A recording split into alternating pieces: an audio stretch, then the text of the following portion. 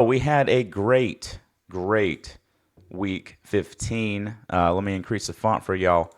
I mean, seriously, I'm not trying to brag or anything, but I don't think anybody else that bets got 10-2 last week. I mean, we went 10-2. That is about as good as it gets in this field, in this hobby. And then we went 4-2 basketball. So it was a great week. My wallet, I did almost the same thing for everything.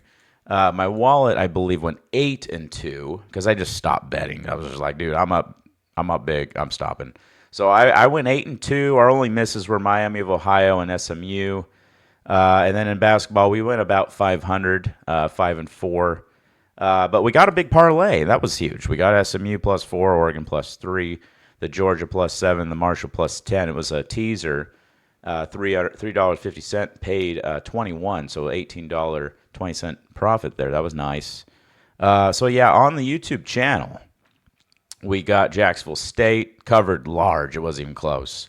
Had to get a late score to get the over in that Jacksonville State West Kentucky game. We got Army. They won outright. I told you they would. Tulane looked defeated, and they were cold. So yeah, we got that one. That was even close. Boise State, another easy win. Miami, Ohio under came through barely. Miami got killed, so that was a bad pick there. Arizona State won outright. It was weird to see the public shift towards Iowa State and then just get absolutely slaughtered. It was kind of funny. And that was one of my better picks last week. We didn't have any locks, but I did give out 3 of my best bets last week. But I'm not going to add them to the lock category because we didn't put them up on display there. We got the over in that game. Arizona State almost covered it by themselves. Georgia won outright as an underdog. We got Marshall. They also won outright. It's what he does. Charlie covers Huff. That's what he's done all year. Oregon, I said they win by 7. They won by 8. What can I say? And that was also a best bet with Georgia. And then we lost SMU.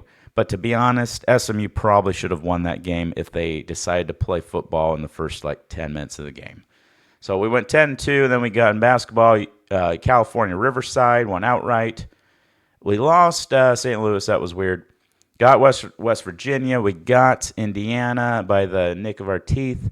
And we got High Point, won outright as a dog. And we lost Illinois. So 4-2 in basketball, 10-2 in football. Brings us to 232 and 180 with 3 pushes on the year. Lock still 26-15. Doing good, y'all. It's a short week this week. We only have Army-Navy in football and a couple bowl games. So it's not going to take that long. Right away, I could see better number for Army at 6 on DraftKings. I would grab the 6, even though historically the dog covers in this game. But I'm picking Army because I think they are just the better football team, and I think they win this by 7. You're not getting a lot of value here. They take care of the ball better than Navy does. Navy's had some fumbling issues. It's a rivalry, though. You know, it's going to be close. There's rarely a blowout in these, and clock's usually running. So usually the under comes in here. Historically, 80% of the time, the under hits. But not this year. I actually think the over might hit this year because I think Army could cover this by themselves if they get hot. So I think you're looking at a 21-28 game here, maybe a 17-24 game. That you still would go over here. So I think a 21-14 is very possible as well. So that would be an under. But I think anything above a 21-14 is looking pretty good there. So I would probably tease an Army's down to 5.5 now. Wow. Okay. Just like that, they moved a whole point right in front of our face. Yeah, I would probably tease Army to -3 and then do the over 32 or something, 32.5. You probably will hit that same game parlay if I were to do that. I don't know a thing about South Alabama or Western Michigan right now. Didn't really bet those conferences very much. That's an instant pass. Memphis, West Virginia. So here's a stat out there. Teams that are 6-6 entering bowls they cover at like a 62% rate since like 2005. So you kind of would lean with the 6-6 team here in West Virginia just to cover. I don't know if they win, but a lot of times they do win because they want to have a winning season. Now that stat only implies to 6-6 teams playing a bowl team that has 7 or more wins. It's already guaranteed a winning record. So I would lean with West Virginia just to cover. But I do think Memphis wins the game. They are the better team. So if you see this -3, maybe just take the money line with Memphis there. In general, if I don't like betting bowl games because of the opt-outs now, the transfer portal. It's a mess. Coaching changes. It's just a disaster. It's so much inconsistency. So you're basically, it's all luck at this point. The edges, you almost got to wait until like an hour before kickoff to have all the information you need for a game. So I'm not going to give you too many bowl games here. Just keep that in mind. It's just a mess. It's not like the old days where teams actually cared and everybody played and everybody coached. So, yeah, I lean small lean to West Virginia there. James Madison, I think, has most of its players playing. West Kentucky, I don't know. I'd have to do some research on that. But I do know James Madison runs the rock, and Western Kentucky cannot stop the run. So that's probably why you see a big number there. But I would probably pass on that. Here's another one of those 6-6 teams in Cal. Cal is 6-6. But if you look at 4 of their losses, I think their 4 losses are combined by like a combined 9 points. I mean, they could be a 2-loss team right now. I mean, seriously, they could be 10-2 if they pull those games out. But they had a pretty rough travel schedule this year. A lot of close games. Even some of their wins were close. UNLV's coach just departed for Purdue. They are better than Cal. But I think if Cal has everybody playing, you want to check this on Tuesday. Check the roster, see how many opt-outs there are. I think you would lean Cal here just because they want to have a winning season. They've played a tougher schedule. And UNLV, I don't know where their heads are at. You know, they had a chance last week to go to the playoff. They blew it, lost Boise State. So I don't know if they're going to be fired up for this or not. And then your coach just left. So they might be mentally deflated. So I would probably lean with Cal there. Yeah, that's a pass. I don't know. I mean, both these teams are playing well. You maybe just take the dog just to keep it close. I don't know. That's a toss-up for me. Both those teams are playing well right now. Both are conference champions. I think I'd go Florida here over Tulane just because Florida hasn't had too many people transfer. So I think you got to go with the continuity there. You know, they kind of played for Billy Napier there at the end. Tulane looked like they checked out last week. Just got obliterated by Army. And then they lost to Memphis the week before. I just think they quit. It's weird. It almost looks like they just don't care. And the quarterback left. So that's why you see a big number here. Now, their backup is good. He was at Oregon. He was back up there for a while. It is, what is his name? Can't think. Oh, Ty Thompson. So he'll be at quarterback, most likely. And he's not bad. But I think Florida, tough schedule. They're playing well right now. I think they just barely cover this number.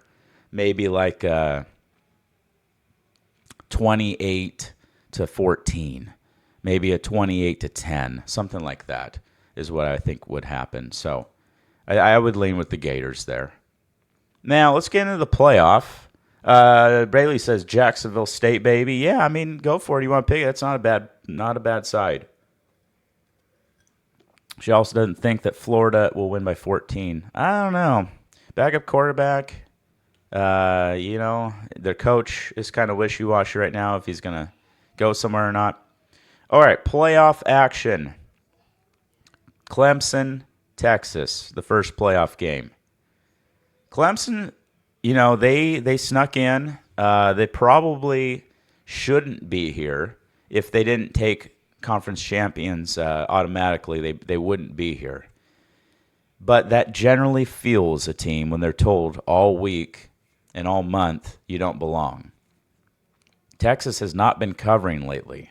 They've been playing close with everybody. They let Georgia hang around. They let Mississippi State hang around. They let Arkansas hang around. They just let teams hang around. Texas is way more talented than Clemson. It's a home game, too. But for some reason, I could see Clemson covering here. Maybe even a money line sprinkle on Clemson. I hate that I just said that because I do think Texas is one of the best teams in the country. But for whatever reason, they're going through the motions right now. I don't know if they're just bored or what, but they are very talented, and they did just lose a couple of key guys to injury on the line.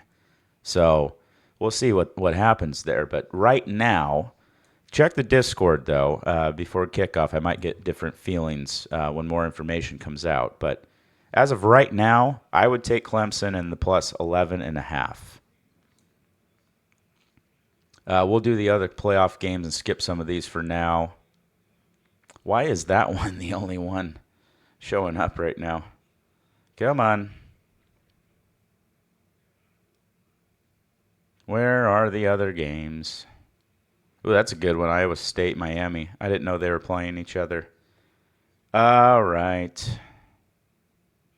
Ooh, Miami or Marshall Army. That's a big spread. I wonder why it's so big. I think Army should have been in the playoff. I'm going to be real with you. They had a great season. If they win tomorrow, it kind of sucks that they weren't in the playoff. I would have put them in over maybe SMU or somebody. They got to get in. I mean, they had a great year. Where are you, playoff games? Sorry about this, y'all. Do they not have them up right now? What's going on here? Did I skip them? I wish they would have bundled the playoff games like together. That would have been great.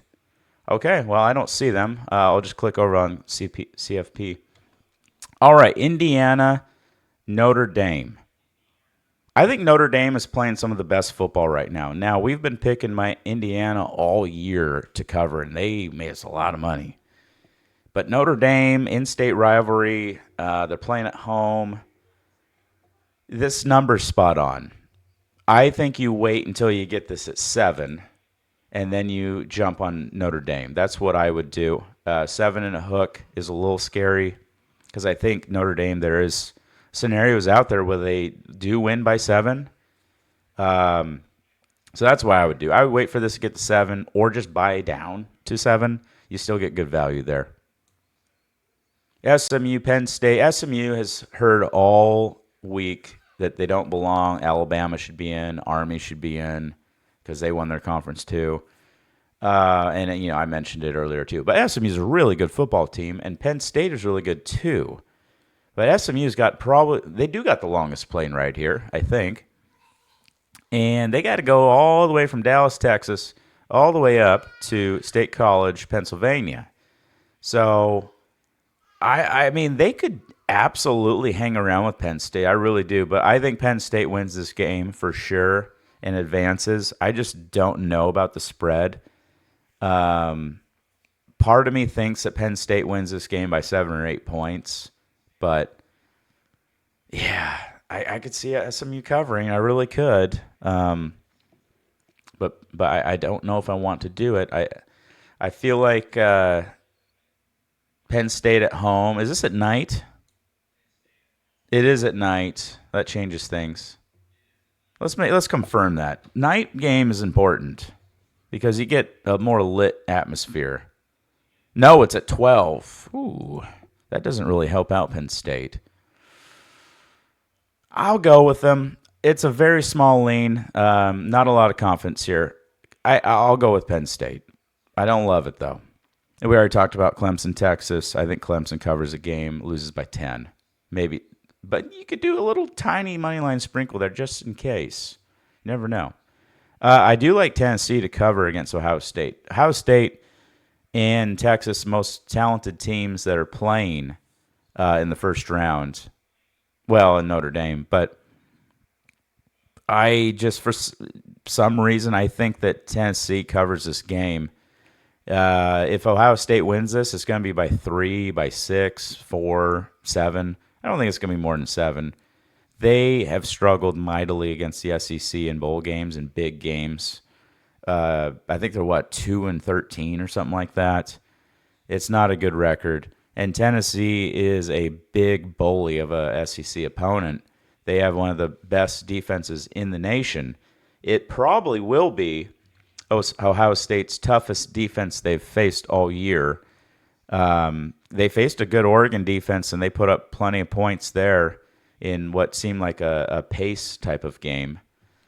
And Penn State has decent defense, but they put up decent points there. They didn't put up very much against Michigan. I'm not sure Michigan has that great of a defense, though. But I think this is the best defense they'll face all year. And I think that's why the number's not too high here. I could see this being an under as well. So I don't know. I'm thinking this is a slugfest. I'm thinking this is like a 23-20 ball game. I really do. I think Tennessee could win this game too. I'm not going to pick it on my bracket, but this is probably the tightest game of the first round in my opinion. And the spread, even though it's the same as Indiana Notre Dame, I think this is your closest game of the first round. So yeah. Let's check out some basketball this weekend. I don't think there's a lot going on. There probably is a lot of games tomorrow, but I think we're going to get more basketball going once we get back from Christmas, y'all. We're going to be gone for 2 weeks, so there's going to be no picks unless you're in the Discord. You'll get basically VIP treatment in there if I feel good about a play. Wow, that's a big game, Purdue, Texas A&M. Texas A&M's pretty good. I saw them play against Oregon. I think Purdue's a little bit better, though, so I'd go with Purdue, and they're at home. I think Auburn's the best team in the country right now with Tennessee. That's a lot of points to lay at Ohio State, though. So I don't know. I'd probably stay away from that. You got the Xavier-Cincinnati rivalry here. Cincinnati's playing really well. I would go with Xavier, though. It's a rivalry. You gotta. It's going to be close. There might be a couple fights. There's always a fight. There's always blood in that game. So you got to go with that. I love that rivalry. It's a great one. Butler, Wisconsin, that's a good game tomorrow. 3.5, Butler. You know, they're going to be angry after their loss to Houston. So I could see them covering and winning outright tomorrow. Wisconsin's a little bit better. But I could see Butler covering that. They're at home. I like what I saw with UCLA at Oregon. I mean, they gave Oregon their first loss of the year. And this is a rivalry, too. We got a nice little rivalry package tomorrow. I could see UCLA covering this. If this gets to like 4, I wonder what it is over here. If this gets to like 4, you might take UCLA there. I just have a strange feeling that they could win that game. Why is it not showing me all of the games? This is weird today. Anyways, I think if this gets to 4, because favorites might go Arizona just because they're at home. The public. I think you go UCLA there. They've already got a good road win this year. I'm not seeing anything else that stands out. Kansas has been very up and down this year, so I'm staying away from them until they figure it out. Florida's really good, but Arizona State's got a really good home advantage with the curtain. Oh, we got the Louisville-Kentucky rivalry, too. I mean, you almost have to take Louisville, right? I mean, Kentucky's been covering for us a lot this year. But this is a rivalry. Louisville looks to be a lot better this year now with the Charleston coach there. So I would probably go with Louisville just to keep it within 10.5. Maybe they lose by 8. I would take Tennessee at Illinois for sure. Tennessee's looked really well. They cover almost every game against Power 5 this year. Illinois is really good and tough home court advantage there, and they're going to want to get revenge from last year. But I think Tennessee's better. I'm going to keep going with them. Howdy, J-Con. How we doing?